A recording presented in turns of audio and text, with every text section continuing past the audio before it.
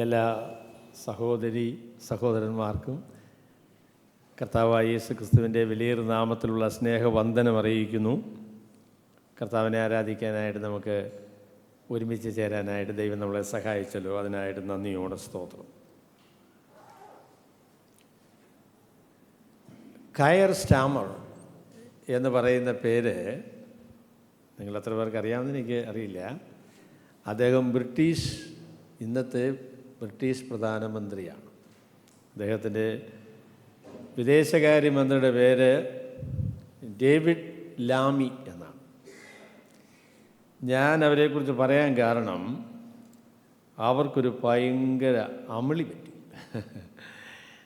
അതെന്താണെന്ന് ചോദിച്ചാൽ, American president തിരഞ്ഞെടുപ്പിൽ ട്രംപ് ജയിക്കുകയില്ല എന്ന് 100% വിശ്വസിച്ചിരുന്ന ആളുകളാണ് ഇവർ. കയർ സ്റ്റാമറും ഡേവിഡ് ലാമി. അപ്പോൾ അതുകൊണ്ട് ട്രംപിനെതിരായിട്ട് ഇവർ ഭയങ്കരമായിട്ട് വർത്തമാനം പറഞ്ഞു, വളരെ മോശമായി സംസാരിച്ചു. ഡേവിഡ് ലാമി എന്ന് പറയുന്ന വിദേശകാര്യമന്ത്രി ട്രംപിനെ ഹിറ്റ്ലർ എന്ന് വിളിച്ച ആളാണ്. എന്നാൽ ഡൊണാൾഡ് ട്രംപ് അമേരിക്കൻ പ്രസിഡൻ്റായിട്ട് തിരഞ്ഞെടുക്കപ്പെട്ടു. അത് കഴിഞ്ഞപ്പോഴേ സ്റ്റാർമറും ലാമിയും ഒക്കെ അവരുടെ വാല് ചുരുട്ടി. ഇപ്പോൾ ആകെപ്പാടെ ഭയങ്കര കുഴപ്പത്തിലാണ്. കാര്യം അമേരിക്കയെ കൂടാതെ ബ്രിട്ടന് നിലനിൽപ്പില്ല. ലോകത്തിലെ ഏറ്റവും ശക്തനായ മനുഷ്യൻ എന്ന് പറയുന്നത് ഇന്ന് ഡൊണാൾഡ് ട്രംപാണ്. അപ്പം അതുകൊണ്ട് അദ്ദേഹത്തെ ചീത്ത പറഞ്ഞ് അദ്ദേഹത്തെ പിണക്കി നമ്മുടെ സ്റ്റാമർക്കും ലാമിക്കും നിൽക്കാൻ പറ്റില്ല. അപ്പം അതുകൊണ്ട് അവരിപ്പോഴേ ഫ്ലോറിഡയിലൊക്കെ ഇങ്ങനെ ട്രംപിൻ്റെ അടുത്തൊക്കെ ഇങ്ങനെ വട്ടം കൂടി നിൽക്കാനായിട്ടൊക്കെ ഒരു ശ്രമമൊക്കെ നടത്തുന്നുണ്ട്.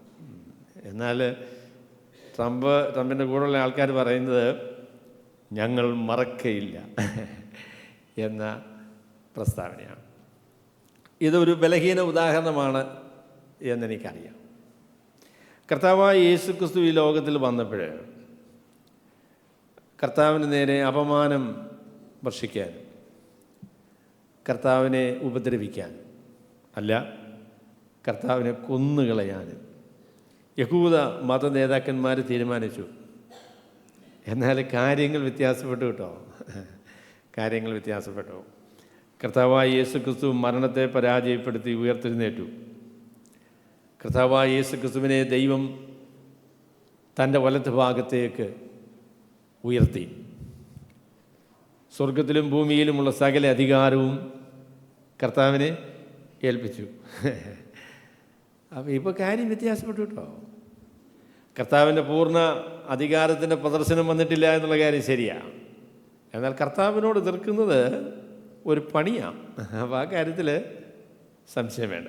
അപ്പോൾ അങ്ങനെ ഒരു കെണിയിലകപ്പെട്ട, അങ്ങനെ ഒരു അമളിയിൽ അകപ്പെട്ട, അല്ല ഒരു മത്സരത്തിലകപ്പെട്ട ഒരു കൂട്ടം ആളുകളുടെ മുൻപിൽ അപ്പോസ്തലനായ പത്രോസ് പറയുന്ന പ്രസംഗമാണ്, അല്ലെങ്കിൽ അവരെ അഭിമുഖീകരിക്കുന്ന വേദഭാഗമാണ് ഇന്ന് നമ്മൾ ഒരുമിച്ച് ചിന്തിക്കുന്നത്. അപ്പോസ്തല പ്രവർത്തികൾ 4-ാമത്തെ അധ്യായത്തിൻ്റെ ആദ്യത്തെ 12 വാക്യങ്ങളാണ്. 12-ാമത്തെ വാക്യം കൊണ്ട് ഈ പെരിക്കപ്പി അവസാനിക്കുന്നില്ല, അല്ലെങ്കിൽ ഈ സംഭവം അവസാനിക്കുന്നില്ല. 4-ാമത്തെ അധ്യായം മുഴുവനും ഈ സംഭവം തന്നെയാണ്. എന്നാൽ 12-ാമത്തെ വാക്യം വരെ പറയാനേ എനിക്കിന്ന് സാധിക്കുകയുള്ളൂ. കാരണം അതിൽ വളരെ പ്രധാനപ്പെട്ട ചില കാര്യങ്ങളുള്ളതുകൊണ്ട് ഈ അധ്യായം മുഴുവനും പറഞ്ഞാൽ ശരിയാവില്ല എന്നുള്ള കാരണം കൊണ്ടാണ് ഞാൻ ആദ്യത്തെ 12 വാക്യങ്ങൾ മാത്രമായിട്ട് എൻ്റെ പ്രസംഗം പരിമിതപ്പെടുത്തുന്നത്. അപ്പം ഞാൻ വായിക്കുന്നു. അപ്പോസ്തല പ്രവർത്തികൾ 4-ാമത്തെ അധ്യായത്തിൻ്റെ ആദ്യത്തെ 12 വാക്യങ്ങളാണ്. അവർ ജനത്തോട് സംസാരിച്ചു കൊണ്ടിരിക്കുമ്പോൾ തന്നെ പുരോഹിതന്മാരും ദേവാലയത്തിലെ പടനായകനും സദൂക്യരും അവരുടെ നേരെ വന്നു. അവർ ജനത്തെ ഉപദേശിക്കാലും മരിച്ചവരിൽ നിന്നുള്ള പുനരുത്ഥാനത്തെ യേശുവിൻ്റെ ദൃഷ്ടാന്തത്താൽ അറിയിക്കാലും നീരസപ്പെട്ടു. അവരെ പിടിച്ച് വൈകുന്നേരമാകൊണ്ട് പിറ്റേന്നാൾ വരെ കാവലിൽ ആക്കി. എന്നാൽ വചനം കേട്ടവരിൽ പലരും വിശ്വസിച്ചു. പുരുഷന്മാരുടെ എണ്ണം തന്നെ 5000-ഓളമായി. പിറ്റേന്നാൾ അവരുടെ പ്രമാണികളും മൂപ്പന്മാരും ശാസ്ത്രിമാരും യെരൂശലേമിൽ ഒന്നിച്ചുകൂടി. മഹാപുരോഹിതനായ ഹന്നാസും കയ്യഫാവും യോഹന്നാനും അലക്സന്തരും മഹാപുരോഹിത വംശത്തിലുള്ളവർ ഒക്കെയും ഉണ്ടായിരുന്നു.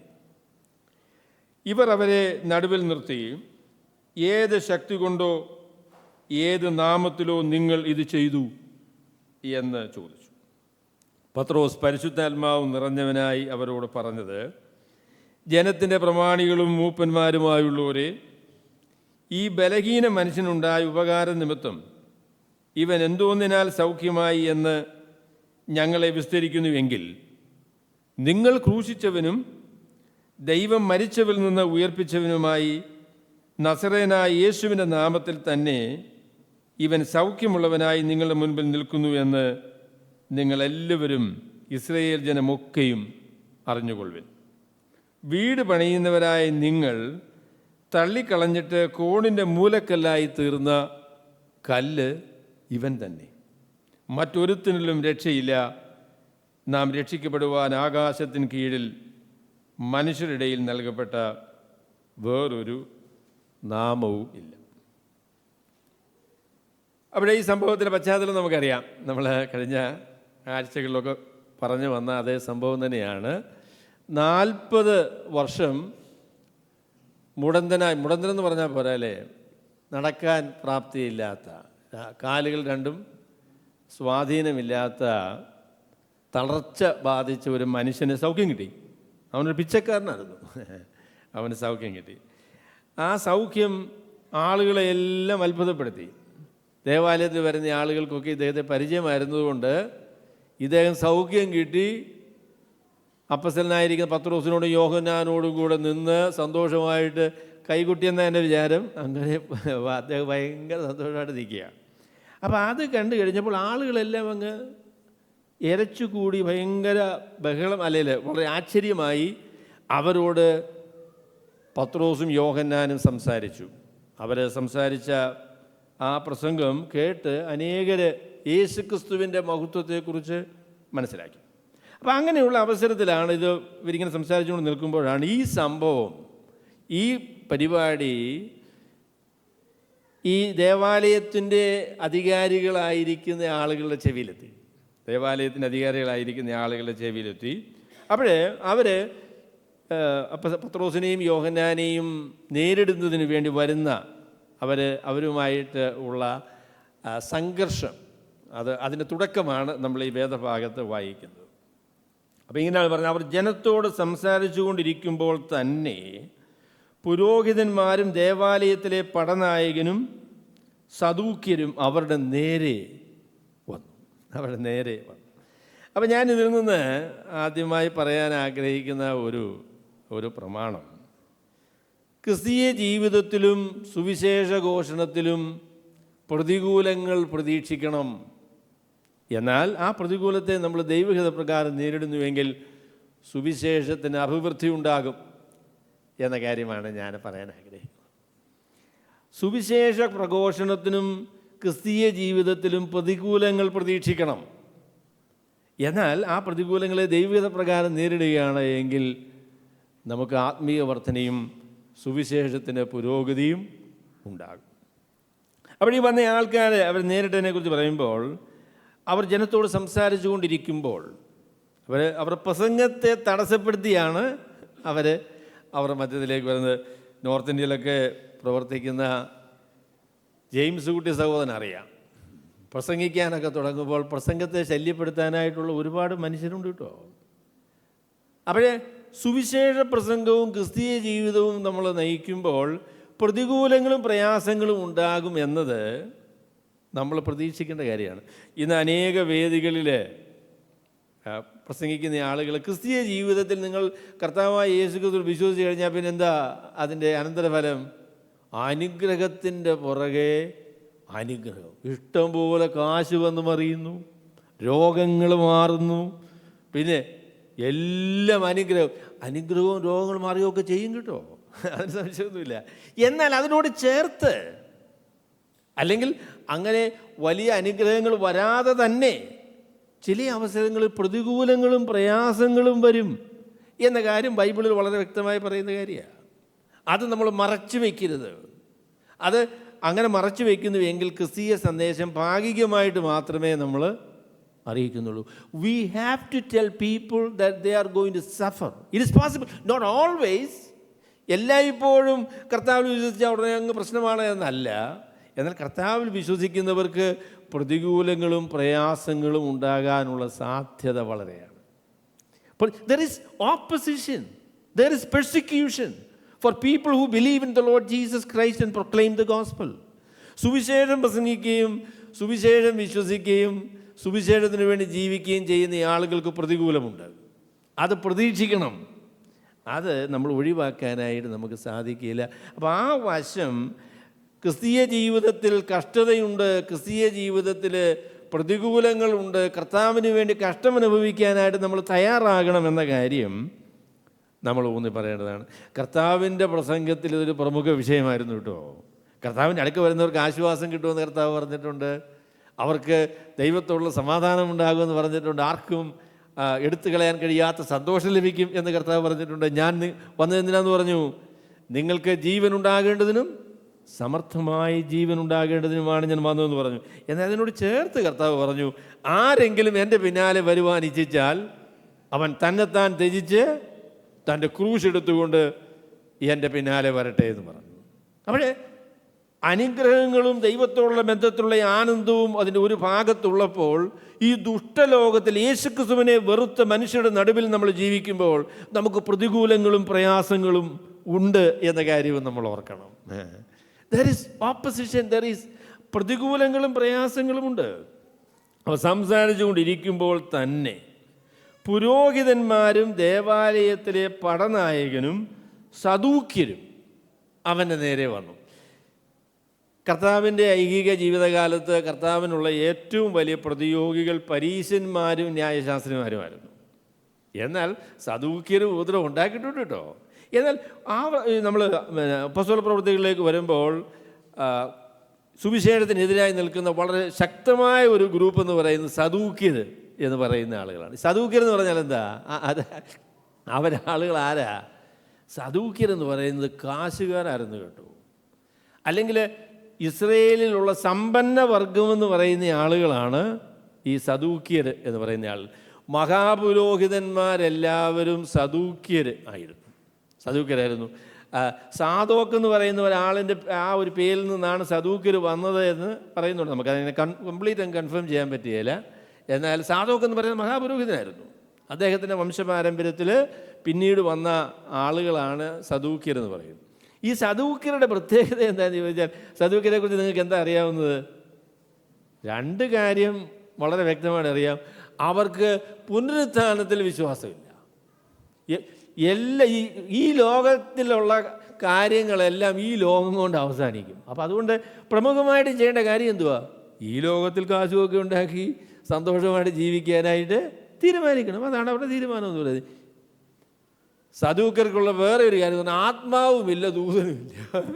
എൻ്റെ പൊന്നെ, ആത്മാവുമില്ല, ദൂതനുമില്ല.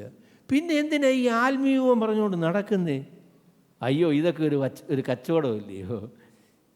മഹാപുരോഹിതന്മാർ സദൂക്യരാണ്. അവർക്ക് പുനരുത്ഥാനത്തിൽ വിശ്വാസമില്ല. അവർക്ക് ആത്മാവുണ്ട് എന്ന് വിചാരമില്ല.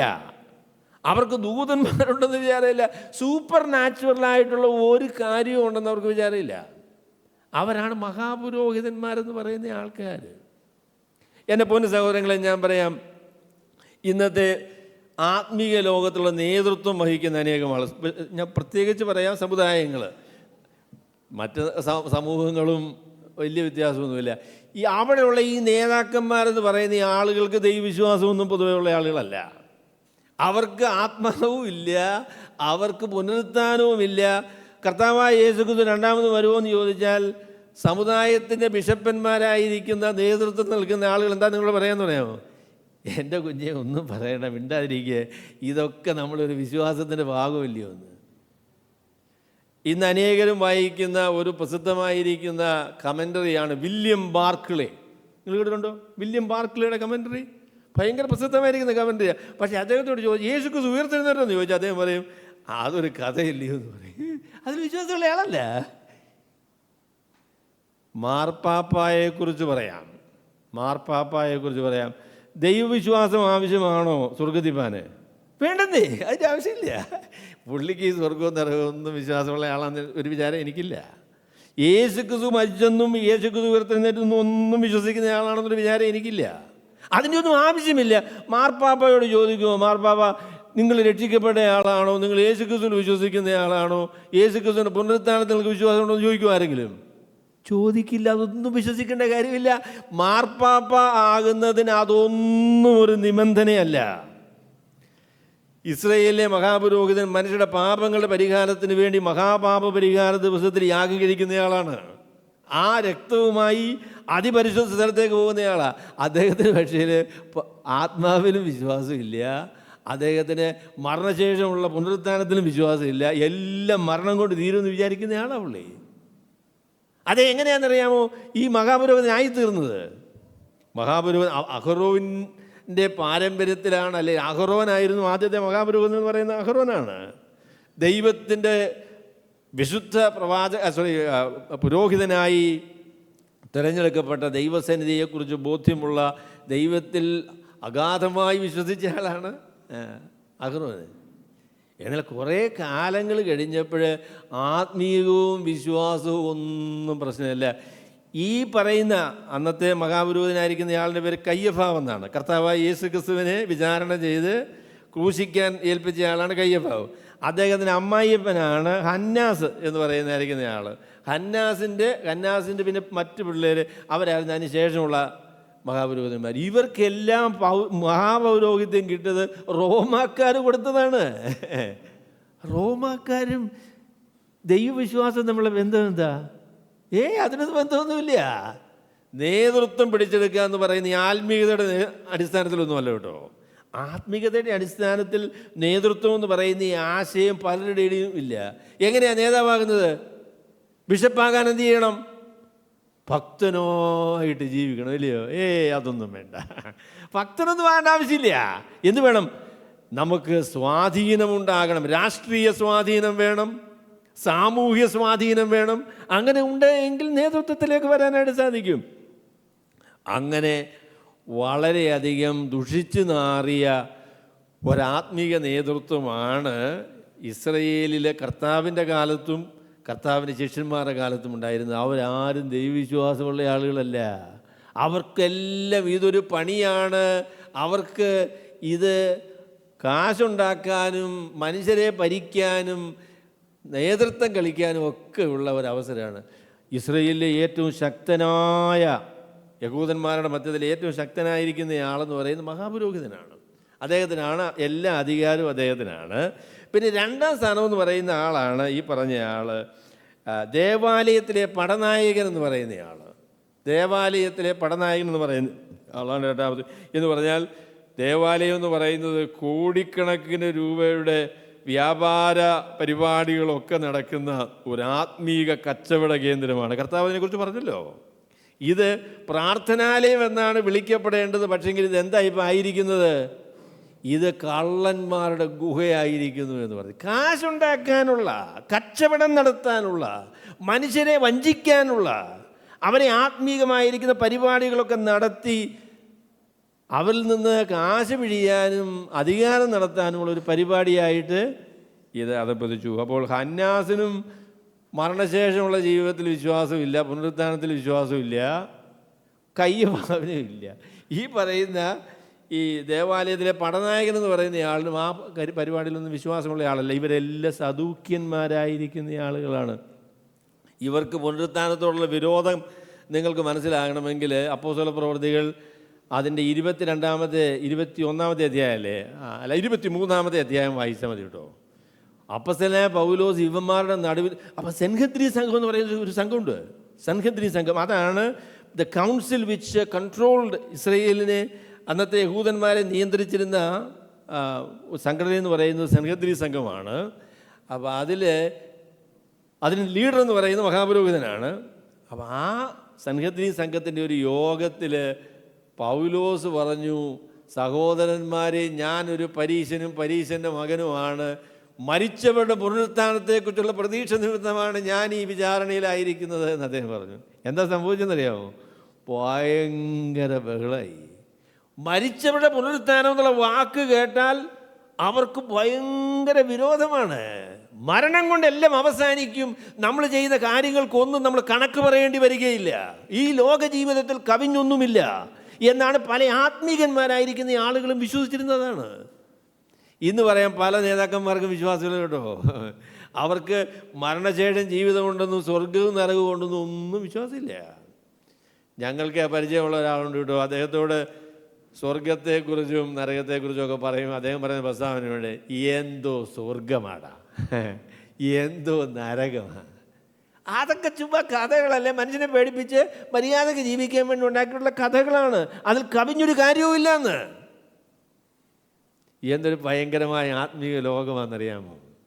ഞാൻ പറയാം, സാധുക്കളായിരിക്കുന്ന കുറച്ച് വിശ്വാസികളല്ലാതെ ഈ നേതാക്കന്മാർ ആരും ദൈവത്തിൽ വിശ്വസിക്കുന്നവരല്ല, ദൈവ ഭയമുള്ള ആളുകളല്ല, മരണശേഷമുള്ള ജീവിതത്തെക്കുറിച്ച് അവർക്ക് ചിന്തയില്ല, രക്ഷയും ദൈവത്തോടുള്ള ബന്ധവും ഒന്നും അവർക്ക് പ്രശ്നമല്ല. അവർക്ക് ഈ കസേര എന്ന് പറയുന്ന കാര്യമാണ്. ഒരു സമൂഹത്തിൽ, അതുകൊണ്ട് പറഞ്ഞ് ഞാൻ ആ വിഷയം വിടാം, ഒരു സമൂഹത്തിൽ, ആ സമൂഹത്തിൻ്റെ പേര് ഞാൻ പറയുന്നില്ല, അപ്പോൾ ആ സമൂഹത്തിലെ മതാധ്യക്ഷന് ഏറ്റവും കൂടിയ ആളിനെ അടക്കം ചെയ്യുന്നത് കസേരയിൽ ഇരുത്തിയ, അദ്ദേഹത്തെ അങ്ങനെ കിടത്തി, അങ്ങനെയാന്ന് തോന്നുന്നു മറ്റു പ്രമുഖ സമുദായങ്ങളിലൊക്കെ അങ്ങനെയാണ് ചെയ്യാറ്. അപ്പോൾ വേറൊരാൾ അതിനെക്കുറിച്ച് ഒരഭിപ്രായം പറഞ്ഞു. അദ്ദേഹം അത് അഭിപ്രായം പറഞ്ഞതുകൊണ്ട് അദ്ദേഹത്തിന് ഒരുപാട് ദോഷം വന്നു. അദ്ദേഹം പറഞ്ഞു, ഏതായാലും അദ്ദേഹത്തെ കസേരയിൽ ഇരുത്തിയത് നന്നായി. കാര്യം എന്താ ചോദിച്ചാൽ, ഈ ജീവകാലം മുഴുവനും കസേരയ്ക്ക് വേണ്ടി ജീവിച്ചൊരു മനുഷ്യനാണ് അദ്ദേഹം. അദ്ദേഹം മരിച്ചപ്പോൾ കസേരയിൽ ഇരുത്തി അദ്ദേഹത്തെ അടക്കം ചെയ്തു എന്ന് പറയുന്നത് നല്ലൊരു കാര്യമാണ്. കാരണം കസേര കളിയാണിത്, ഇതൊക്കെ കസേര കളിയാണ്, അധികാരത്തിന് വേണ്ടിയുള്ള ഒരു പരിപാടിയാണ്. അതിൽ കവിഞ്ഞതൊന്നും ഇതിലില്ല. ഇന്നത്തെ ക്രിസ്തീയ സമുദായത്തിൽ കസേര കളിയാണ് നടക്കുന്നത്. അത് യഹൂദന്മാരുടെ കാലത്ത്, കർത്താവിൻ്റെ കാലത്തുള്ള ആത്മീക ലോകത്തിൻ്റെ ഒരു ചിത്രമാണ്. ആത്മീയതയുള്ള നേതാക്കന്മാരില്ല. മനുഷ്യർക്ക് അവരോട് ദൈവം കണക്ക് ചോദിക്കുമെന്നുള്ളതായിരിക്കുന്ന ചിന്തയില്ല, എന്തും ചെയ്യാമെന്നുള്ള ധൈര്യം അവർക്കുള്ളത്.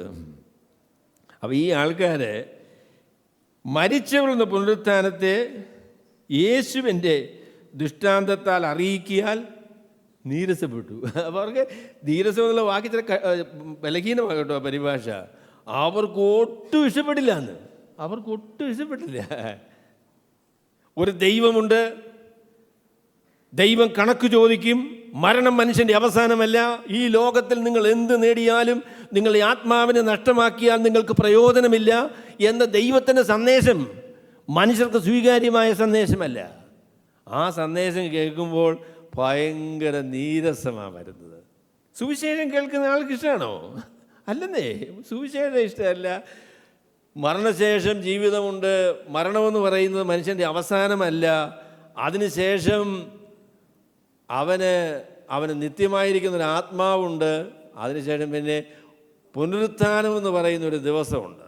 അന്ന് നന്മ ചെയ്താൽ യേശുക്രിസ്തുവിൽ വിശ്വസിച്ചവർ ജീവനായും യേശുക്രിസ്തുവിൽ വിശ്വസിക്കാത്തവർ ന്യായവിധിക്കായും ഉയർത്തെഴുന്നേൽക്കും. എബ്രായ ലേഖനകാരൻ്റെ ഭാഷയിൽ പറഞ്ഞാൽ എന്ത് പറയണം? ഒരിക്കൽ മരിക്കുകയും പിന്നെ ന്യായവിധിയും ദൈവം മനുഷ്യനെ നിയമിച്ചിരിക്കുന്നു. ആ കാര്യമാണ് സുവിശേഷത്തിൽ പറയുന്നത്. ഇത് വിശ്വസിക്കുന്ന സഭാ നേതാക്കന്മാർ വളരെ കുറവാണ് കേട്ടോ. അവർക്കതൊന്നും വിശ്വാസമില്ല, ദൂതനുമില്ല, ആത്മാവുമില്ല, പുനരുത്ഥാനവുമില്ല. അതുകൊണ്ട് എന്ത് ചെയ്യണം? ഈ ലോകത്തിൽ വെച്ച് സമ്പാദിക്കാവുന്നതിന് മാക്സിമം മനുഷ്യനെ പിഴിഞ്ഞാലും കൊള്ളാം, എന്തെങ്കിലും അന്യായം കാണിച്ചാണെങ്കിലും കൊള്ളാം, അതെല്ലാം ഉണ്ടാക്കിയതിന് ശേഷം മരണപര്യന്തം സുഖമായി ജീവിക്കുക. അല്ലെങ്കിൽ മനുഷ്യരുടെ എപ്പിക്യൂരിയൻ ഫിലോസഫി എന്ന് പറഞ്ഞിരുന്നുണ്ട്. അതെന്താണെന്നറിയാമോ? എപ്പിക്യൂരിയൻ എന്നാണ് അതിന് പറഞ്ഞിരുന്നത്. തിന്നുക, കുടിക്കുക, ആനന്ദിക്കുക, നാളെ ചാകുമല്ലോ. അതാണ് അവരുടെ ഫിലോസഫി. തിന്നുക, കുടിക്കുക, ആനന്ദിക്കുക, നാളെ ചാകുമല്ലോ. അതാണ്. എൻ്റെ സഹോദരങ്ങളെ, ഞാൻ പറയാം, ദൈവത്തിന് വചനമായിരിക്കുന്ന വിശുദ്ധ ബൈബിൾ, കർത്താവായ യേശുക്രിസ്തുവിൻ്റെ പുനരുത്ഥാനത്തിലൂടെ നമുക്ക് ബോധ്യപ്പെടുത്തിയ കാര്യം, മരണം മനുഷ്യൻ്റെ അവസാനമല്ല, അവൻ പുനരുത്ഥാനം പ്രാപിക്കും. ജീവനോടെ ഇരിക്കുമ്പോൾ യേശുക്രിസ്തുവിൽ വെച്ച് രക്ഷിക്കപ്പെട്ടിട്ടില്ല എങ്കിൽ കണക്ക് പറയേണ്ടി വരും. ദൈവത്തിൻ്റെ ന്യായവിധിയെ നേരിടേണ്ടി വരും എന്ന പച്ചയായ പരമാർത്ഥമാണ് ദൈവത്തിൻ്റെ വചനമായിരിക്കുന്ന വിശുദ്ധ ബൈബിൾ നമ്മളോട് പറയുന്നത്. അതാണ് അപ്പോസ്തലനായ പത്രോസും യോഹന്നാനും പറഞ്ഞതാകട്ടോ. യേശുക്രിസ്തുവിൻ്റെ ദൃഷ്ടാന്തത്താൽ പുനരുത്ഥാനത്തെക്കുറിച്ച് സംസാരിച്ചത് കേട്ടപ്പോൾ അവർക്ക് വലിയ നീരസമുണ്ടായി. അവിടെ സുവിശേഷം കേൾക്കുക, സുവിശേഷം പറയുക എന്നൊക്കെ പറയുമ്പോൾ ആളുകൾക്കത് ഇഷ്ടമല്ല. സുവിശേഷം പറയുന്ന ആളുകളോട് വിരോധമാണ്, അവജ്ഞയാണ്. ഞാൻ എൻ്റെ സ്നേഹിതൻ പറഞ്ഞ ഒരു പ്രസ്താവന ഞാൻ വീണ്ടും പറയാം.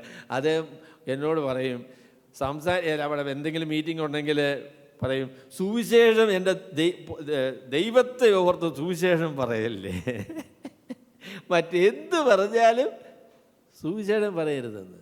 അതാണ് മനുഷ്യരുടെ പൊതുവായിരിക്കുന്ന നീക്കം, അതാണ്. എന്നാൽ അപ്പം അതുകൊണ്ട് ആളുകൾ സുവിശേഷം പറയുകയും സുവിശേഷത്തിന് വേണ്ടി ജീവിക്കുകയും ചെയ്യുമ്പോൾ അവർക്ക് അപമാനവും പ്രാതികൂല്യവും പീഡയും സഹിക്കേണ്ടതായിട്ട് വരും. നമ്മൾ കർത്താവിനെ വെറുക്കുന്ന, കർത്താവിനെ എതിർത്ത ഒരു സമൂഹത്തിലും ലോകത്തിലുമാണ് ജീവിക്കുന്നത്. മനുഷ്യർക്ക് സുവിശേഷം ഇഷ്ടമല്ല. അതുകൊണ്ട് സുവിശേഷം പറയാനായിട്ട് പുറപ്പെടുന്ന ആളുകളെ അവർ ഉപദ്രവിക്കും, അതിനെതിരെ നിൽക്കും.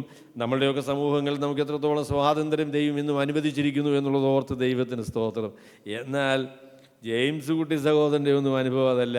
പുള്ളി പറഞ്ഞു, ഇപ്പം ഞാൻ ആരോടും സുവിശേഷം അങ്ങനെ പരസ്യമായി പറയാറില്ല, പരസ്യമായിട്ടൊരു ട്രാക്റ്റ് പോലും കൊടുക്കാൻ പറ്റത്തില്ല, ട്രാക്റ്റ് കൊടുത്താൽ അടിയാണ്, അവർ ബഹളമാണ്, വലിയ ബുദ്ധിമുട്ടാണ്. അയ്യോ, ദൈവത്തിൻ്റെ സുവിശേഷം പറയുന്ന ആളുകൾക്ക് ഇത്രയും ബുദ്ധിമുട്ട്, പ്രതികൂലങ്ങൾ, പ്രയാസങ്ങൾ അത് പ്രതീക്ഷിക്കേണ്ട കാര്യമാണ്. ലോകം കർത്താവിനെ വെറുക്കുന്ന ലോകമാണ്, സുവിശേഷത്തെ വെറുക്കുന്ന ലോകമാണ്.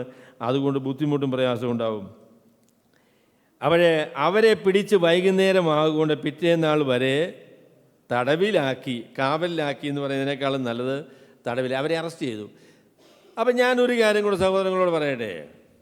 സുവിശേഷം വിശ്വസിച്ചാൽ, കർത്താവായ യേശു ക്രിസ്തുവിൽ വിശ്വസിച്ചാൽ അതിനുവേണ്ടി ഒരു പക്ഷേ അറസ്റ്റ് ചെയ്യപ്പെടേണ്ടി വരുമെന്നൊരു ചിന്ത നമുക്കുണ്ടോ? ഉണ്ടോ? ഞാൻ സുവിശേഷം വിശ്വസിച്ച് കഴിഞ്ഞാൽ ഒരു പക്ഷേ പോലീസ് എന്നെ അറസ്റ്റ് ചെയ്യും. അങ്ങനെ ഒരു ചിന്ത നോർത്ത് ഇന്ത്യയിലുള്ള പലർക്കും വേണം കേട്ടോ, അതിനുള്ള സാധ്യതയുണ്ട്. ക്രിസ്തീയ വിശ്വാസത്തിൽ കത്തോലിക്ക മതം അനുസരിച്ചാണെങ്കിൽ ഒന്നാമത്തെ പോപ്പെന്ന് പറയുന്ന ആളാരാ? പത്രോസാണ്.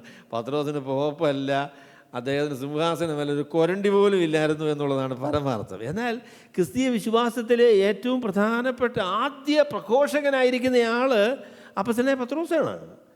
ആ പത്രോസിനെയും യോഹന്നാനെയുമാണ് അറസ്റ്റ് ചെയ്ത് ഇപ്പോൾ പുള്ളി ജയിലിലാക്കിയിരിക്കുക. ക്രിസ്തീയ വിശ്വാസത്തിൻ്റെ കഷ്ടം സഹിക്കുന്ന ഒരു പുതിയ പരിപാടിയാണെന്നാണോ നിങ്ങളുടെ വിചാരം? അതാണോ? അല്ലെന്നേ. കർത്താവായ യേശുക്രിസ്തു വിശ്വസിച്ച ആളുകൾ മരിക്കുവാൻ തയ്യാറായിട്ടാണ് ഈ വിശ്വാസത്തിന് വേണ്ടി ഇറങ്ങിത്തിരിച്ചത്. ആ നിലയിലുള്ളതായിരിക്കുന്ന ചിന്തയും സമർപ്പണവും ഇന്ന് വിശ്വാസികൾക്കില്ല. വിശ്വാസികളെല്ലാവരും സുവിശേഷം വിശ്വസിക്കുന്ന അല്ലെങ്കിൽ വിശ്വാസികളായി ഇരിക്കുന്നതിൻ്റെ കാര്യം എന്തുവാ? അനുഗ്രഹം കിട്ടുമെന്ന്. അനുഗ്രഹം കിട്ടുകയില്ലെന്ന് ഞാൻ പറഞ്ഞില്ലേ കേട്ടോ. പക്ഷേങ്കിൽ എവിടെയാണ് കഷ്ടാനുഭവത്തെക്കുറിച്ചുള്ള ചിന്ത? എവിടെയാണ് സുവിശേഷത്തിന് വേണ്ടി ഒരു പക്ഷേ കഷ്ടം സഹിക്കേണ്ടി വരും എന്നുള്ളതായിരിക്കുന്ന ചിന്ത? നമുക്കുണ്ടോ? അത് ഇല്ലെന്നേ.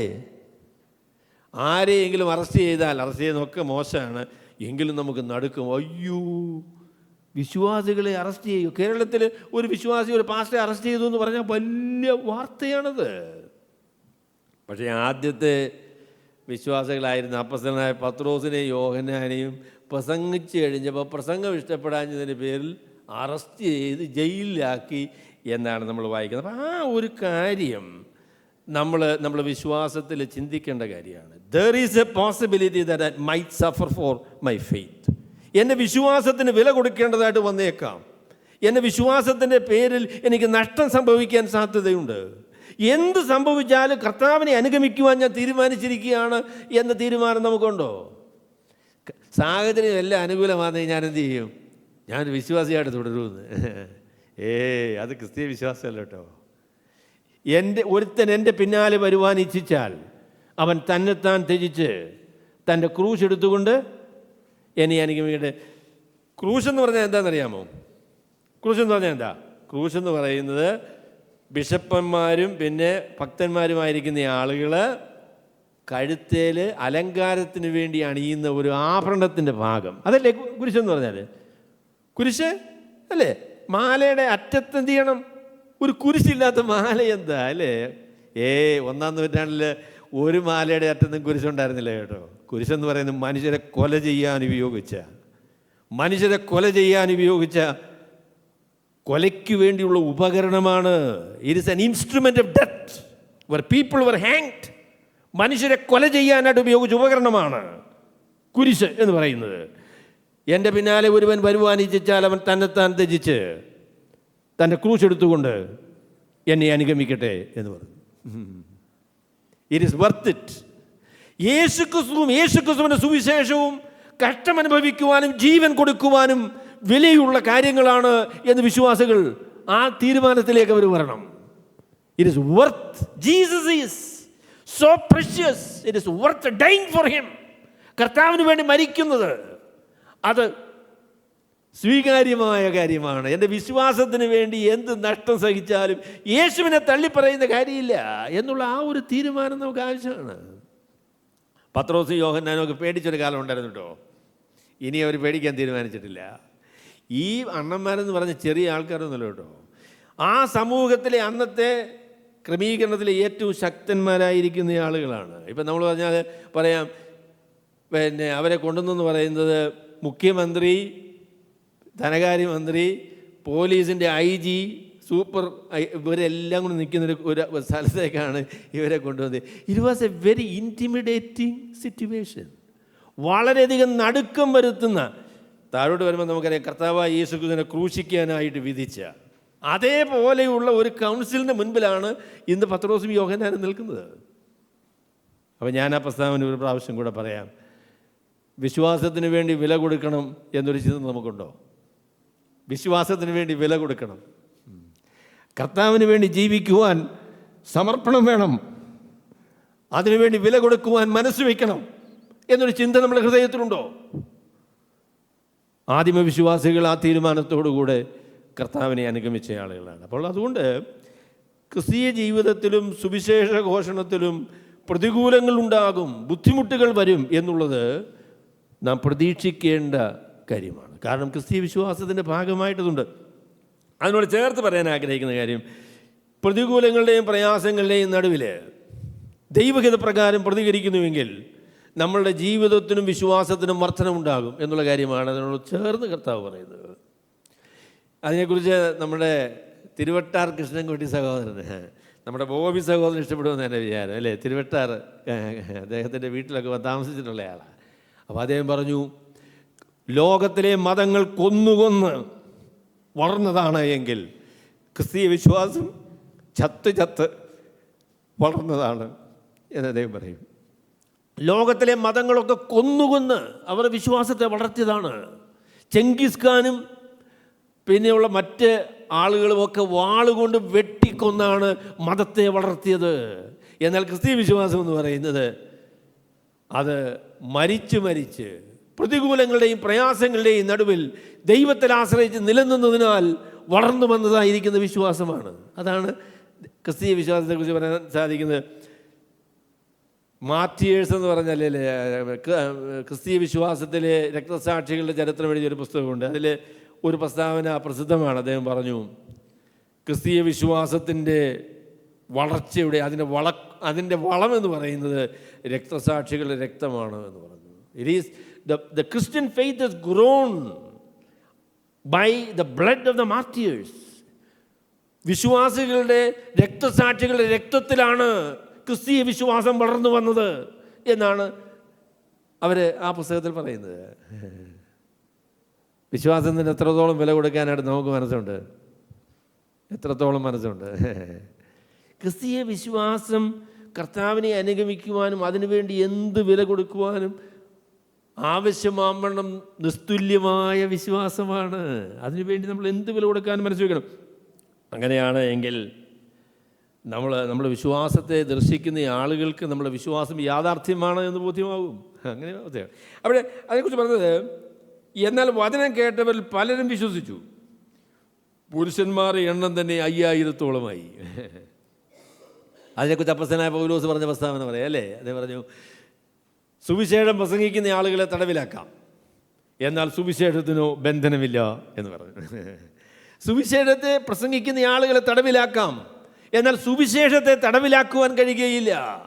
ആ സത്യവിശ്വാസം മനുഷ്യരുടെ ഹൃദയങ്ങളെ സ്വാധീനിക്കുകയും മനുഷ്യരെ രക്ഷിക്കുകയും ചെയ്യും. നോർത്ത് ഇന്ത്യയെക്കുറിച്ച് നമ്മുടെ മാത്യു ശാമുവേൽ പറയുന്ന പ്രസ്താവനയാണ് അല്ലേ? മാത്യു ശാമുവേൽ അദ്ദേഹം പറഞ്ഞു, ഒരുപക്ഷെ ഇന്ത്യയിൽ ഏറ്റവും അധികം വിശ്വാസികൾ ഉണ്ടാകുന്ന കാലമെന്ന് പറയുന്നത് ഇതാണ്. പ്രതികൂലങ്ങളും പ്രയാസങ്ങളും ഒക്കെ ഉണ്ടെന്നുള്ളത് ശരിയാണ്, പക്ഷേ ഒരുപാട് മനുഷ്യർ രക്ഷിക്കപ്പെടുന്ന സമയമാണിത്. നോർത്ത് ഇന്ത്യയിലെ ചരിത്രത്തിൽ ഒരുപക്ഷെ ഏറ്റവും അധികം വിശ്വാസികളുള്ള കാലമാണിത്. സുവിശേഷത്തെ തടസ്സം ചെയ്യുവാൻ, സുവിശേഷത്തെ ബന്ധിച്ച് നിർത്തുവാൻ, സുവിശേഷത്തെ തടവിലാക്കുവാൻ മനുഷ്യർക്ക് കഴിയുകയില്ല. സത്യവിശ്വാസികൾ സുവിശേഷത്തിൻ്റെ സത്യത്തിനു വേണ്ടി നിലനിൽക്കുകയും അവരുടെ ജീവിതത്തിൽ കർത്താവിനെ പ്രഘോഷിക്കുകയും ചെയ്താൽ, അതിനുവേണ്ടി കഷ്ടം സഹിക്കുവാൻ മനസ്സ് വെച്ചാൽ സുവിശേഷം വളരും എന്ന് തന്നെയാണ് ദൈവത്തിൻ്റെ വചനം പറയുന്നത്. നമ്മൾക്കാർക്കും മനസ്സില്ല, കഷ്ടം അനുഭവിക്കാനും മനസ്സില്ല. പിന്നെ ബുദ്ധിമോശമായിട്ടൊന്നും കയറി ഞങ്ങൾ ജെയിംസ് കുട്ടി സഹോദരനോട് പറയായിരുന്നു, വെറുതെ പോയി തല്ലുകൊള്ളേണ്ട കാര്യമൊന്നുമില്ല, ബുദ്ധിപൂർവ്വമായിട്ടൊക്കെ നിൽക്കണം. പക്ഷേ തല്ലിയ ഉടനെ വിശ്വാസം പോകുമെന്നൊന്നും ഒരു വിചാരിക്കുകയൊന്നും വേണ്ട. ക്രിസ്തീയ വിശ്വാസികൾ തല്ലുകൊള്ളാനും കഷ്ടമനുഭവിക്കുവാനും ബുദ്ധിമുട്ടുവാനും ഒക്കെ അതിന് മനസ്സുള്ള ആളുകളാണ് എന്ന് അവരുമായി സത്യവിശ്വാസികളെ പരിചയപ്പെട്ട ആൾക്കറിയാം അല്ലേ? തല്ലിയാലും പിടിച്ചാലും ഒന്നും ഈ വിശ്വാസം പോകുന്നതല്ല. നമ്മുടെ ഒരു സഹോദരി പറഞ്ഞ പ്രസ്താവന പറഞ്ഞ് ഞാൻ അടുത്തേക്ക് പോകും. അദ്ദേഹത്തിൻ്റെ ഭർത്താവിനോട് പറഞ്ഞു, നിങ്ങളെന്നെ, ഭർത്താവ് അവിശ്വാസിയാണ്, വളരെ കഠിനനായിരിക്കുന്ന അവിശ്വാസിയാണ്, നിങ്ങളെന്നെ കഷണമായിട്ട് മുറിച്ചാലും എൻ്റെ അവസാന പ്രസ്താവനയും യേശുവിന് വേണ്ടിയായിരിക്കും, ഞാൻ എൻ്റെ വിശ്വാസം ഉപേക്ഷിക്കില്ല എന്ന് പറഞ്ഞു. നിങ്ങൾക്ക് എന്ത് ചെയ്യാം, പക്ഷെ ഞാൻ എൻ്റെ വിശ്വാസം ഉപേക്ഷിക്കില്ല. വിശ്വാസത്തിന് വേണ്ടി വില കൊടുക്കുവാൻ, കഷ്ടം അനുഭവിക്കുവാനുള്ളൊരു ആവശ്യമുണ്ട്. ആ ഒരു മനോഭാവം നമുക്കുണ്ടാകണം.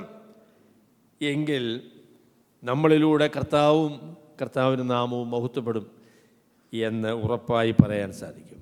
അപ്പോൾ അതുകൊണ്ട് അതാണ് ഞാൻ ആദ്യമേ പറഞ്ഞത്, ക്രിസ്തീയ വിശ്വാസത്തിൽ പ്രതികൂലങ്ങളും പ്രയാസങ്ങളും ഉണ്ടാകുമെന്നും, എന്നാൽ വിശ്വസ്തയോടുകൂടെ നിലനിന്നാൽ നമ്മുടെ വിശ്വാസവും സുവിശേഷവും പ്രബലപ്പെടുമെന്നും ദൈവത്തിൻ്റെ വചനം നമ്മളോട് പറയുന്നു. അതാണ് ദൈവം ഉപയോഗിക്കാൻ ആഗ്രഹിക്കുന്ന വഴി, അതാണ്. അപ്പോൾ ആ ഒരു ചിന്ത നമുക്ക് ആവശ്യമാണ്. ശരി, രണ്ടാമത് പറയാൻ ആഗ്രഹിക്കുന്ന കാര്യം 5 മുതലുള്ള വാക്യങ്ങൾ നമ്മൾ കാണുന്നുണ്ട്. പിറ്റേന്നാൾ അവരുടെ പ്രമാണികളും മൂപ്പന്മാരും ശാസ്ത്രിമാരും യെരൂശലേമിൽ ഒന്നിച്ചുകൂടി.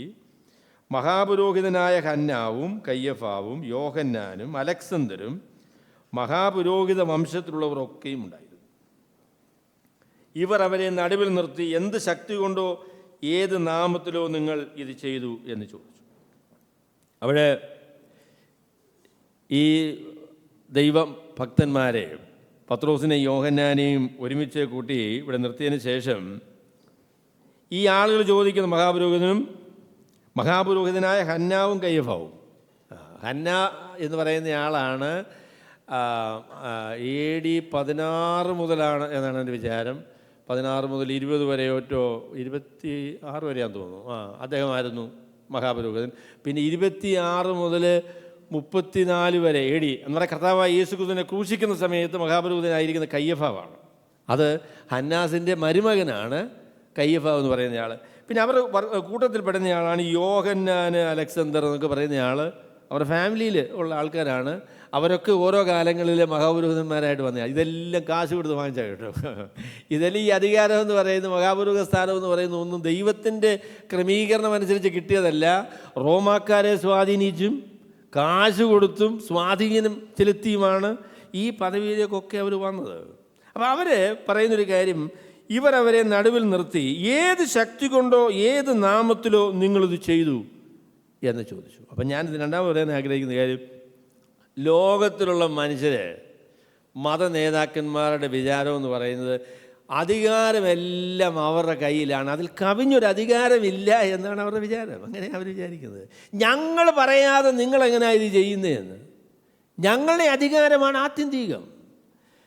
നിങ്ങൾ അപ്പോസ്തല പ്രവൃത്തികൾ തുറന്നുള്ള അധ്യായങ്ങൾ വായിച്ചാൽ മനസ്സിലാക്കാൻ കഴിയുന്നത് there is a conflict between the authority of God and authority of religion and society. സാമൂഹ്യമായിരിക്കുന്ന അധികാരവും ദൈവത്തിൻ്റെ അധികാരവും തമ്മിലുള്ളൊരു സംഘർഷമാണ് നമ്മൾ തുറന്നുള്ള സ്ഥലത്ത് കാണുന്നത്. ആർക്കാണ് അധികാരം? ആർക്കാണ് അധികാരം? ലോകത്തുള്ള ഗവൺമെൻറ് എന്താ വിചാരിക്കുന്നത്? നമ്മുടെ എന്ന് പറയണോ, നമ്മുടെ UP-യിലെ ആൾ ആദിത്യനാഥ് അല്ലേ? ആർക്കാ അധികാരം? ഞാൻ പറയാതെ ഇവിടെ ഒരുത്തന് വിരലനക്കാൻ പറ്റൂല എന്ന്, വിരലനക്കാൻ സാധിക്കില്ല എന്ന്. ഒരു കാലത്തേക്കൊക്കെ ഒരു പക്ഷേ കുറേ അധികാരമൊക്കെ നടത്താൻ മനസ്സിലാക്കാൻ സാധിക്കും കേട്ടോ. എന്നാൽ അവൻ മൂക്കിൽ ശ്വാസമുള്ള ഒരു മനുഷ്യനാണ് എന്ന കാര്യം അദ്ദേഹം മറന്നുപോയി. മൂക്കിലെ ശ്വാസം പോയി കഴിഞ്ഞാൽ പിന്നെ ആദിത്യനാഥ് എന്തുവാ, വെട്ടിയിട്ട പിണ്ടി പോലെ കിടക്കുകയുള്ളൂ കേട്ടോ. അതിൽ കവിഞ്ഞു ഒരു ശക്തിയും ആ മനുഷ്യനില്ല. ഞാൻ പറഞ്ഞാൽ അല്ലേ, ഞാൻ എന്ന് പറഞ്ഞിങ്ങനെ നിൽക്കുക. അവിടെ ലോകത്തിലെ വലിയ അധികാരിയായ മനുഷ്യനായിരുന്നു കേട്ടോ, നെബൂഖദ്നേസർ എന്ന് പറയുന്ന ചക്രവർത്തി. ലോകത്തെ കിടുകിട വിറപ്പിച്ച ബാബിലോൺ സാമ്രാജ്യത്തിൻ്റെ അധിപനായിരിക്കുന്ന നെബൂഖദ്നേസർ രാജാവ്. അപ്പോൾ അദ്ദേഹം ഒരു ദിവസം നിന്ന് താനെ മനോഹരമായി നിർമ്മിച്ച ബാബേൽ നഗരം, ഇത് എൻ്റെ മഹത്വത്തിനായി ഞാൻ നിർമ്മിച്ച ബാബേലല്ലയോ എന്ന് പറഞ്ഞു. ദൈവം അവനെ അടിച്ചു. അടിച്ചതിന് ശേഷം അവന് സുബോധം നഷ്ടപ്പെട്ടു. കാളയെപ്പോലെ പുല്ല് തിന്ന് ഒരു കാലം, എത്ര വർഷമായിരുന്നു, അത്രയും കാലം പുല്ല് തിന്ന് നടന്നു എന്നാ പറഞ്ഞേ.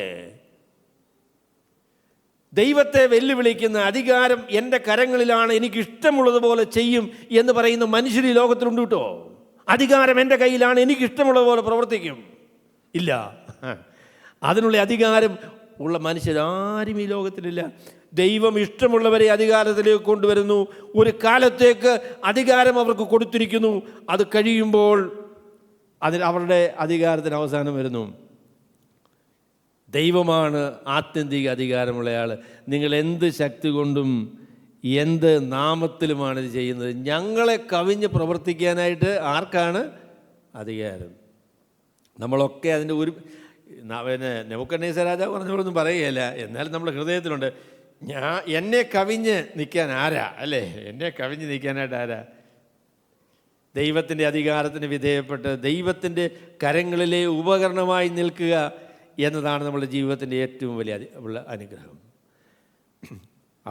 ട്രംപ് വിശ്വാസിയാണെന്നൊന്നും ഞാൻ പറയുന്നില്ല കേട്ടോ, അത് വിശ്വാസിയൊന്നുമല്ല. അപ്പം അദ്ദേഹം പറഞ്ഞൊരു പ്രസ്താവന പക്ഷേ എനിക്കിഷ്ടം. അദ്ദേഹം പറഞ്ഞു, അപ്പോൾ അദ്ദേഹത്തോട് പറഞ്ഞു, you are now the greatest man in the whole world.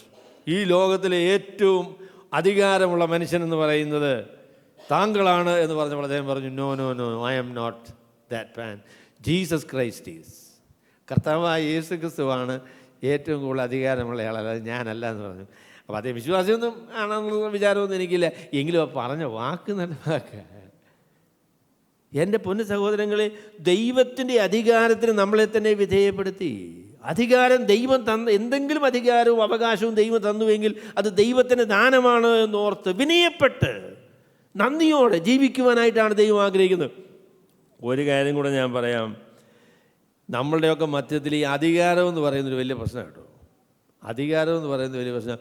മൂപ്പന്മാരായിരിക്കുന്ന ആളുകൾ തന്നെ എന്തോ അധികാരം, ഭയങ്കര അധികാരം. കഴിഞ്ഞ ദിവസം ഞാൻ ഒരു സഹോദരനോട് സംസാരിക്കാറുണ്ട്. അദ്ദേഹം പറഞ്ഞു, നമ്മുടെ മധ്യത്തിലെ ഏറ്റവും വലിയ പ്രശ്നം അധികാരമാണ്.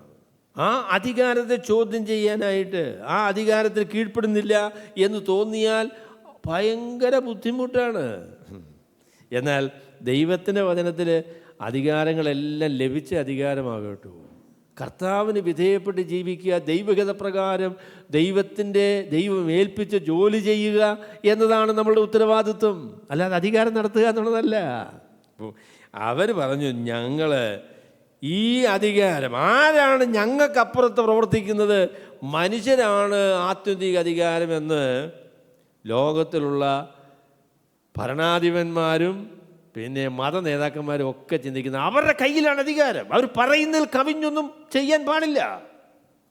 എന്നാൽ ഇവിടെ അപ്പോസ്തലനായ പത്രോസ് പറയുന്നത്, അധികാരം യഥാർത്ഥത്തിൽ നിങ്ങൾ ഏത് ശക്തി കൊണ്ടോ ഏത് നാമത്തിലോ നിങ്ങളിത് ചെയ്തു എന്ന് ചോദിച്ചാൽ, അതിന് പത്രോസ് പരിശുദ്ധാത്മാവ് നിറഞ്ഞവനായി അവരോട് പറഞ്ഞത്, ജനത്തിൻ്റെ പ്രമാണികളും മൂപ്പന്മാരുമായുള്ളവരെ, ഈ ബലഹീന മനുഷ്യനുണ്ടായ ഉപകാര നിമിത്തം ഇവൻ എന്തോന്നിനാൽ സൗഖ്യമായി എന്ന് ഞങ്ങളെ ഇന്ന് വിസ്തരിക്കുന്നുവെങ്കിൽ, നിങ്ങൾ ക്രൂശിച്ചവനും ദൈവം മരിച്ചവരിൽ നിന്ന് ഉയർപ്പിച്ചവനുമായി നസറനായ യേശുവിൻ്റെ നാമത്തിൽ തന്നെ ഇവൻ സൗഖ്യമുള്ളവനായി നിങ്ങളുടെ മുൻപിൽ നിൽക്കുന്നു എന്ന് നിങ്ങളെല്ലാവരും ഇസ്രായേൽ ജനമൊക്കെയും അറിഞ്ഞുകൊള്ളുവീൻ. അപ്പം അതിൽ നിന്ന് രണ്ട് കാര്യം ഞാൻ മൂന്നാമത് പറയാൻ ആഗ്രഹിക്കുന്ന, രണ്ടാമത് ഞാൻ പറഞ്ഞത്, മനുഷ്യരാണ് വലിയ അധികാരികളെന്നാണ് മത നേതാക്കന്മാരും രാഷ്ട്രീയ നേതാക്കന്മാരും ചിന്തിക്കുന്നത്. എന്നാൽ എല്ലാ അധികാരവും ദൈവം തന്ന അധികാരം മാത്രമേ ഉള്ളൂ എന്നെല്ലാവരും തിരിച്ചറിയണം. അതാണ് ഞാൻ രണ്ടാമത് പറഞ്ഞ കാര്യം. മൂന്നാമത് പറയാൻ ആഗ്രഹിക്കുന്ന കാര്യം, സുവിശേഷ ഘോഷണവും സത്യസന്ധമായ സുവിശേഷ പ്രവർത്തനവും അതിനെ എതിർക്കുന്നത് യാതൊരു യുക്തിയുമില്ലാത്ത പരിപാടിയാണെന്നാണ് ഞാൻ പറയാൻ പോകുന്നത്. കാരണം ഞാൻ ഈ വാക്യമാണ് വിശദീകരിക്കാൻ ശ്രമിക്കുന്നത്. ഈ ബലഹീന മനുഷ്യനുണ്ടായ ഉപകാര നിമിത്തം ഇവൻ എന്തോന്നിനാൽ സൗഖ്യമായി എന്ന് ഞങ്ങളെ ഇന്ന് വിസ്തരിക്കുന്നുവെങ്കിൽ, പത്രോസും യോഹന്നാനും ചെയ്ത കുറ്റം എന്താ? പത്രോസും യോഹന്നാനും ചെയ്ത കുറ്റം എന്താ? പത്രോസും യോഹന്നാനും ചെയ്ത കുറ്റം എന്ന് പറഞ്ഞാൽ 40 വർഷമായിട്ട് നടക്കാൻ വയ്യാത്തൊരു മനുഷ്യൻ. എത്രയോ വർഷമായിട്ട് പിച്ചക്കാരനാണെന്ന് അറിയത്തില്ല, വല്ലതും തരണേ അമ്മേ എന്ന് പറഞ്ഞിരുന്ന മനുഷ്യൻ. അദ്ദേഹത്തിൻ്റെ എല്ലാ ബുദ്ധിമുട്ടുകളും, അവൻ്റെ കാലുകളുടെ പ്രശ്നം എല്ലാം തീർന്നിട്ട് അവനിപ്പോൾ തുള്ളിച്ചാടി നടക്കുക. അങ്ങനെ സംഭവിച്ചാൽ നമ്മൾ എന്ത് ചെയ്യണം? ഒരു പിച്ചക്കാരൻ, ജീവിതത്തിൽ യാതൊരു പ്രതീക്ഷയുമില്ലാത്തൊരു മനുഷ്യൻ, ആ മനുഷ്യൻ്റെ ജീവിതത്തിൽ പ്രതീക്ഷയും പ്രത്യാശയും ഉണ്ടായി. അവൻ എഴുന്നേറ്റ് നടക്കാനുള്ള ആരോഗ്യം കിട്ടി. അവൻ ഈ ആരുടെ മുൻപിൽ കൈനീട്ടേണ്ട ആവശ്യമില്ല. അവന് സ്വതന്ത്രമായി ജീവിക്കുവാൻ അവന് സാധിക്കും. അപ്പം അങ്ങനെ ഒരു സംഭവം നടന്നാൽ എന്ത് ചെയ്യണം? അതിന് കാരണമായി തീർന്ന ആൾക്കാരെ എന്ത് ചെയ്യണം? തടവിലാക്കണം. അല്ല പണിയാണ്. കൊള്ളാം.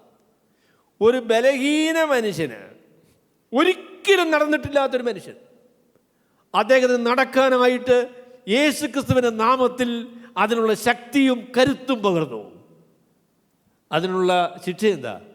ഒരു ബലഹീന മനുഷ്യന് വന്നതായിരിക്കുന്ന നന്മ, അവൻ്റെ ജീവിതത്തിൽ ഒരിക്കലും പ്രതീക്ഷിക്കാത്ത അത്ഭുതകരമായ വിടുതൽ അദ്ദേഹത്തിന് ലഭിച്ചു.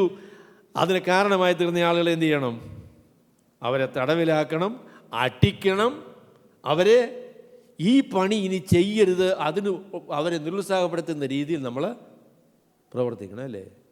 എന്നെ പൊന്നു സഹോദരങ്ങളെ, അതിനെ അടിസ്ഥാനപ്പെടുത്തി ഞാൻ പറയാം. സത്യസന്ധമായി സുവിശേഷം പറയുകയും സത്യസന്ധമായി സുവിശേഷ വേല ചെയ്യുകയും ചെയ്യുന്ന ആളുകളെ എതിർക്കുന്നതിനേക്കാളും വലിയ പോഷത്വം, അതിനേക്കാളും വലിയ യുക്തിരാഹിത്യമില്ല. സാധുക്കളായ മനുഷ്യർക്ക് നന്മ ചെയ്യുന്നവർ എന്ത് അപരാധമാണ് ചെയ്തത്? 40 സംവത്സരങ്ങൾ ഒറീസയിൽ കുഷ്ഠരോഗികളായിരുന്ന ആളുകളെ ശുശ്രൂഷിച്ച് അവരുടെ കുഷ്ഠരോഗത്തിൽ ഒരുപാട് പേർക്ക് സൗഖ്യം കിട്ടി. അവരെ നെയ്ത്ത് പഠിപ്പിച്ചു, അവർക്ക് ജീവിക്കാനുള്ളതായിരിക്കുന്ന സാഹചര്യങ്ങളുണ്ടാക്കി. എന്ത് ശിക്ഷയാണ് കൊടുക്കേണ്ടത്? 100 കണക്കിന് കുഷ്ഠരോഗികൾക്ക് അവർക്കൊരു ജീവിതം ഉണ്ടാക്കി കൊടുത്തു. അവരുടെ കുഷ്ഠരോഗത്തിൽ നിന്ന് വിടുതൽ ലഭിക്കുവാനായിട്ടുള്ള ചികിത്സകൾ ചെയ്തു. അവരോട് കൂടെ താമസിച്ചു. അവരുടെ ജീവിതത്തിന് പ്രതീക്ഷയും പ്രത്യാശയും ഉണ്ടാക്കി. എന്ത് ശിക്ഷയാണ് കൊടുക്കേണ്ടത് അദ്ദേഹത്തിന്? ഞാൻ പറയാം, അദ്ദേഹത്തെയും അദ്ദേഹത്തിൻ്റെ 2 മക്കളെയും ഒരു ജീപ്പിലിട്ട് കത്തിച്ച് കളയുക. അതാണ് ആ മനുഷ്യൻ ചെയ്ത സേവനത്തിന് കൊടുക്കേണ്ട മറുപടി. അതല്ലേ ചെയ്യണ്ടേ? അന്ന് ആയിരുന്നത് നാരായണൻ ആണെന്ന് എനിക്ക് തോന്നുന്നു. ആരായിരുന്നു?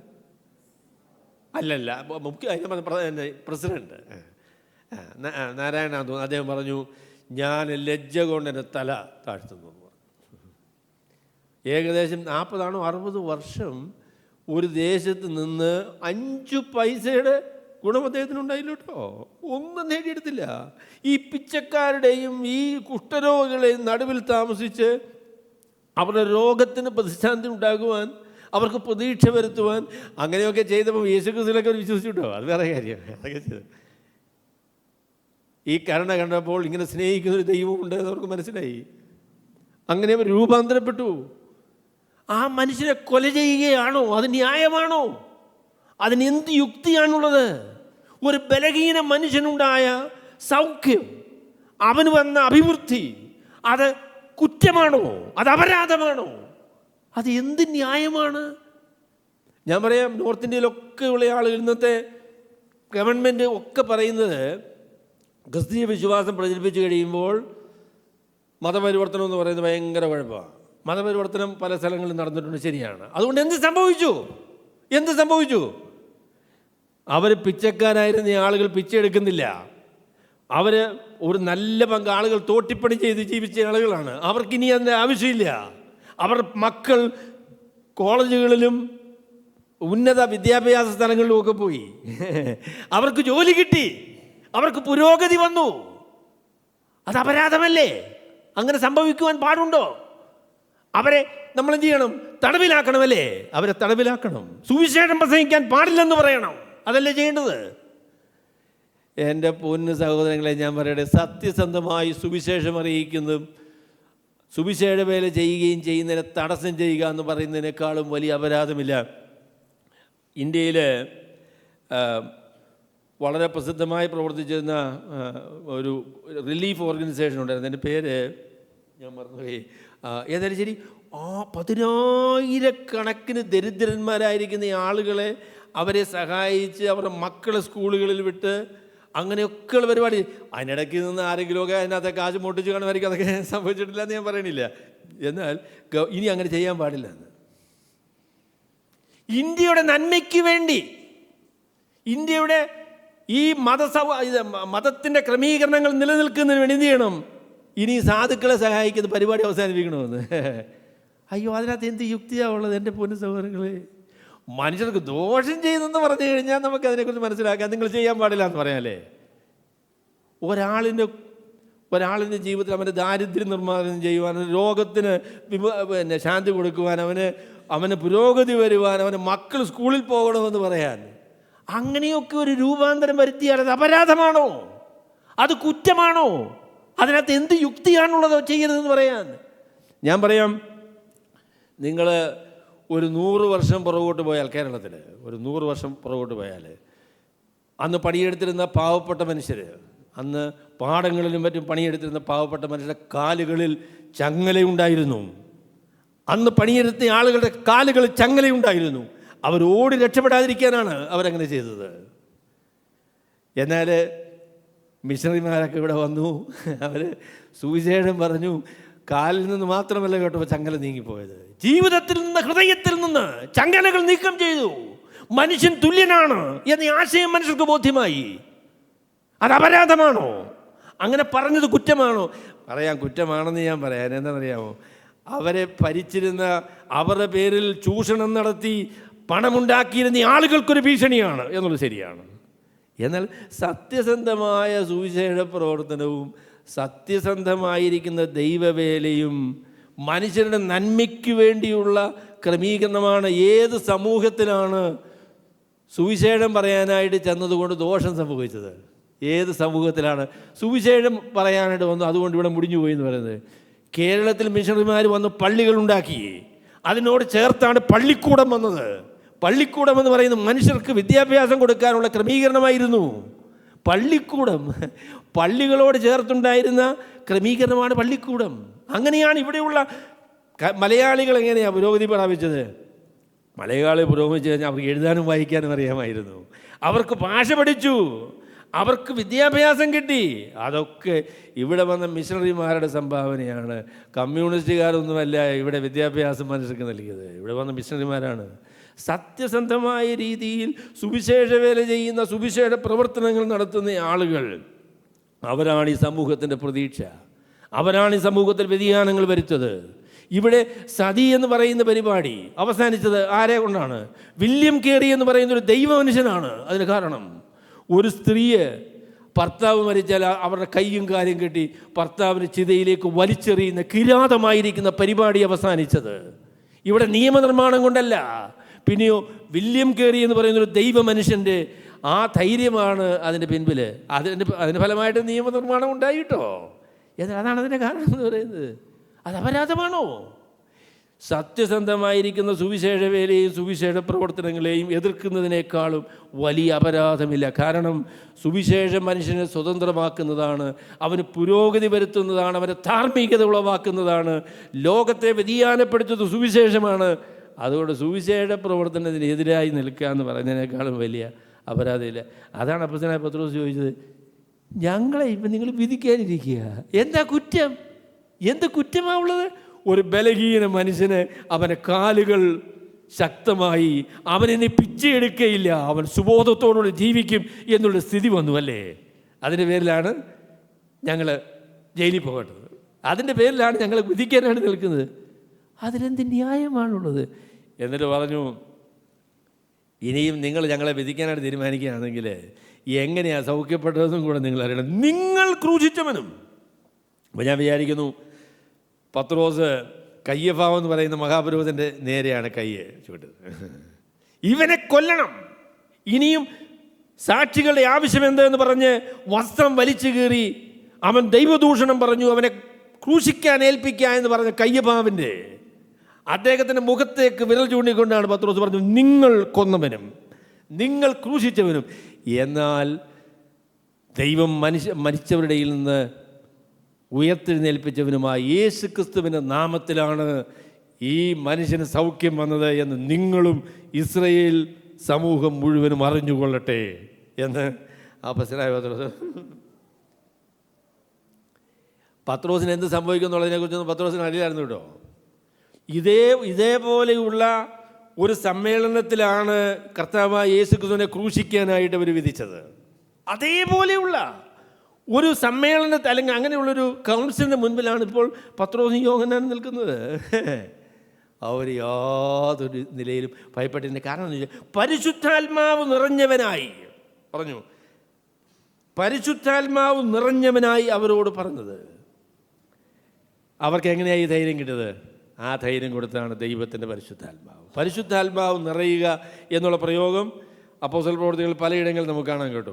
പ്രത്യേക സന്ദർഭങ്ങളിൽ കർത്താവിന് വചനം പറയുവാൻ ദൈവം നൽകുന്ന പ്രത്യേക ശക്തി, അതിന് മുഖാന്തരമാണ് പരിശുദ്ധാത്മാവിൻ്റെ നിറവ് എന്ന് പറയുന്നത്. കർത്താവ് ലോകത്തിലായിരുന്നപ്പോൾ തന്നെ പറഞ്ഞു, നിങ്ങൾ കോടതിയുടെ മുൻപിലും അങ്ങനെയുള്ള ആൾക്കാരുടെയൊക്കെ മുമ്പിൽ വരുമ്പോൾ നിങ്ങൾ പേടിക്കേണ്ട കാര്യമില്ല, നിങ്ങൾ എന്താണ് പറയേണ്ടത് എന്നുള്ളത് പറയാനായിട്ട് ദൈവത്തിൻ്റെ പരിശുദ്ധാത്മാവ് നിങ്ങൾക്ക് വാക്കുകൾ തരും എന്ന് കർത്താവ് ശിഷ്യന്മാരോട് വാഗ്ദാനം ചെയ്ത അത് തന്നെയാണ് ഇവിടെ സംഭവിച്ചത്. പരിശുദ്ധാത്മാവ് നിറഞ്ഞവനായി പത്രോസ് അപ്പോസ്തലൻ പറഞ്ഞു. ഒരു വാക്കുകൂടെ ഇതിനെക്കുറിച്ച് പറയാൻ പറ്റില്ല. പരിശുദ്ധാത്മാവ് നിറഞ്ഞപ്പോൾ പത്രോസ് അപ്പോസ്തലൻ എന്ത് ചെയ്തു? പരിശുദ്ധാത്മാവ് നിറഞ്ഞ് അന്യഭാഷ പറഞ്ഞു അല്ലേ? പെന്തക്കോസുകാരാന്നേ പറയും, പരിശുദ്ധാത്മാവ് നിറഞ്ഞാൽ ഉടനെ പത്രോസ് എന്ത് ചെയ്യും? കയ്യഫാവിൻ്റെ ഹന്നാസിൻ്റെ മുൻപിൽ ആ ഒരു ഒറ്റ അന്യഭാഷ. എൻ്റെ പൊന്നെ, പരിശുദ്ധാത്മാവ് നിറഞ്ഞ അന്യഭാഷ പറയാൻ വേണ്ടിയല്ല.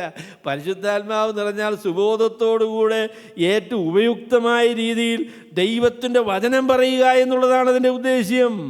അവൻ പരിശുദ്ധാത്മാവ് നിറഞ്ഞവനായവരോട് പറഞ്ഞു, നിങ്ങൾ ക്രൂശിച്ചവനും എന്നാൽ ദൈവം മരിച്ചവരിൽ നിന്ന് ഉയർപ്പിച്ചവനുമായ കർത്താവായ യേശു ക്രിസ്തുവിൻ്റെ നാമം, അത് സൗഖ്യം വരുത്തുവാൻ പര്യാപ്തമായ നാമം മാത്രമല്ല, രക്ഷിക്കുവാൻ സ്വർഗത്തിലെ ദൈവം ഒരുക്കിയിരിക്കുന്ന ഏകനാമം, രക്ഷിക്കുവാനായിട്ട് ദൈവം ഒരുക്കിയിരിക്കുന്ന ഏകനാമമാണത്.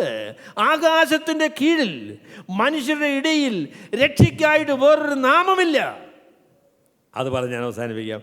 എൻ്റെ പൊന്നു സഹോദരങ്ങളെ, ആ എക്സ്ക്ലൂസീവ്നെസ്, ആ നിസ്തുല്യത നമ്മൾ കൈവിട്ട് കളയരുത് കേട്ടോ. രക്ഷിക്കപ്പെടാൻ എത്ര വഴിയുണ്ട്?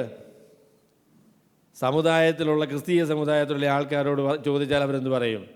എന്തു പറയും? ആൻ്റണി സഹോദര, ഒരു കത്തോലിക്ക സ്നേഹിതനോട് ചോദിക്കുക, രക്ഷിക്കപ്പെടാൻ എന്ത് ചെയ്യണമെന്ന് ചോദിച്ചാൽ പറയും, നമുക്ക് യേശു. മുസ്ലിങ്ങൾക്കാരാ? മുസ്ലിങ്ങൾക്ക് മുഹമ്മദ് അല്ലേ? പിന്നെ ഹിന്ദുക്കൾക്കോ? ഹിന്ദുക്കൾ വിശ്വസിക്കുന്നതായിരിക്കും ദൈവം അല്ലയോ? അങ്ങനെയല്ലയോ? എത്ര രക്ഷാമാർഗമാണെന്നറിയാമോ ഈ ലോകത്തിലുള്ളത്? അയ്യോ, അതല്ലല്ലോ ബൈബിൾ പറയുന്നത്. ക്രിസ്തീയ വിശ്വാസത്തിൻ്റെ അടിസ്ഥാനം എന്നുള്ളത് രക്ഷയ്ക്കായിട്ട് ദൈവം ഒരു ക്രമീകരണം മാത്രമേ ചെയ്തിട്ടുള്ളൂ. ഒരു ക്രൂശ് മാത്രമേ ഉള്ളൂ, ഒരു കാൽവറിയേ ഉള്ളൂ, ഒരു യേശുവേ ഉള്ളൂ, ഒരു പുനരുത്ഥാനമേ ഉള്ളൂ, ഒരു രക്ഷാമാർഗമേ ഉള്ളൂ. അത് കർത്താവായ യേശു ക്രിസ്തുവാണ്. യേശു ക്രിസ്തുവിൻ്റെ നാമം, യേശു ക്രിസ്തുവിൽ വിശ്വസിക്കുക എന്ന ഏക വഴിയല്ലാതെ മനുഷ്യ രക്ഷയ്ക്ക് വേറെ മാർഗ്ഗമില്ല. യേശുവിനെ ക്രൂശിച്ച കയ്യപ്പാവാണെങ്കിലും അതിന് കൂട്ടുനിന്ന ഹന്നാസാണെങ്കിലും നിനക്ക് രക്ഷിക്കപ്പെടണമോ? നീ അനുദപിച്ച് മുട്ടുമടക്കി യേശുവിന് മുൻപിൽ വീണ് അവൻ രക്ഷകനും കർത്താവുമാണ് എന്ന് അംഗീകരിച്ച് പാപക്ഷമയ്ക്കായിട്ട് കർത്താവിനോട് യാചിക്കണം. അല്ലാതെ രക്ഷപ്പെടാനായിട്ട് സാധിക്കില്ല. ഏത് നാവും ഏത് മുഴങ്കാലും മടങ്ങുകയും ഏത് നാവും ഏറ്റുപറയുകയും ചെയ്യുവാൻ കഴിയുന്ന നിസ്തുല്യമായ നാമം യേശുക്രിസ്തുവിൻ്റെ നാമമാണ്. ആ നാമത്തിന് വേണ്ടി നമ്മൾ നിൽക്കുമ്പോൾ നമ്മളതിനാണ് പേടിക്കുന്നത്, നമ്മളതിനാണ് ലജ്ജിക്കുന്നത്. ദൈവം മനുഷ്യരക്ഷയ്ക്കായി നൽകിയ ഏക നാമം, ആർക്കും സ്വീകരിക്കുവാൻ തുറന്നു വച്ചിരിക്കുന്ന അത്ഭുതകരമായ നാമം.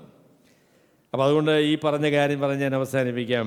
പ്രിയ സഹോദരങ്ങളെ, ക്രിസ്തീയ വിശ്വാസത്തിൽ പ്രതികൂലങ്ങളും പ്രയാസങ്ങളുമുണ്ട്. എന്നാൽ ദൈവഹിത പ്രകാരം നമ്മളതിനെ നേരിട്ടാൽ നമ്മുടെ ജീവിതത്തിനും വിശ്വാസത്തിനും സുവിശേഷത്തിനും വർധനവുണ്ടാകും എന്നത് ദൈവവചനം പറയുന്ന കാര്യമാണ്. രണ്ടാമത്, ലോകത്തുള്ള മനുഷ്യർ വിചാരിക്കുന്നത് അവരുടെ കയ്യിലാണ് ഈ അധികാരവും പരിപാടികളും എല്ലാം എന്നാണ്. എന്നാൽ ദൈവം നൽകിയ അധികാരവും ദൈവം നൽകിയ സ്ഥാനങ്ങളും ഒക്കെ ഉള്ളു കിട്ടും. അപ്പോൾ ആ ഒരു ബോധത്തിൽ വേണം നമ്മൾ ജീവിക്കാൻ.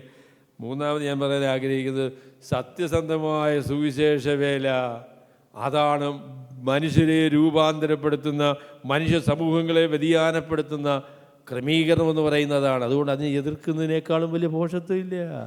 യേശുക്രിസ്തുവിൻ്റെ നാമം മനുഷ്യനെ പാപത്തിൽ നിന്ന്, അവൻ്റെ ബന്ധനത്തിൽ നിന്ന്, അവൻ്റെ ജീവിതത്തിൻ്റെ പ്രശ്നങ്ങളിൽ നിന്ന് നിത്യമായി വിടുവിക്കുന്ന ദൈവത്തിൻ്റെ വചനമാകുന്നത് കൊണ്ട് അതിനേക്കാൾ മെച്ചമായിരിക്കുന്ന ഒരു കാര്യമില്ല.